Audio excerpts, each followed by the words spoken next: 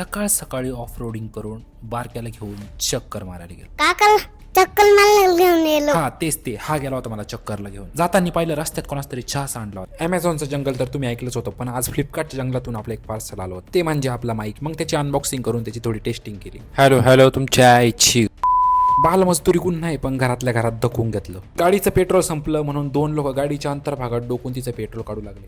ह्याच लोकांनी आज महाराष्ट्राची दिल्ली करून ठेवली. इथं गाड्या सुद्धा सेफ नाही राहिल्या. पाऊस चालू असल्यामुळे नंतर या कांगारूला घेऊन घरी गेलो. पावसाचं पाणी नारळावर पडून आज नारळांमध्ये पाणी जाऊन बसलो. घोर कलियुग येणारे असं वाटत होतं. ढग उन्हात राहून राहून काळे झाले होते. वाळेल चारा खाऊन गाया वल्ल शेण टाकीत होत्या. आमची काळी गाय पांढरं दूध देत होती. सगळ्याला वैतागून गावच्या मंदिरात आलो. म्हणलं इथं तरी प्रश्नाचं उत्तर भेटेन, पण इथं आम्हाला भात भेटला.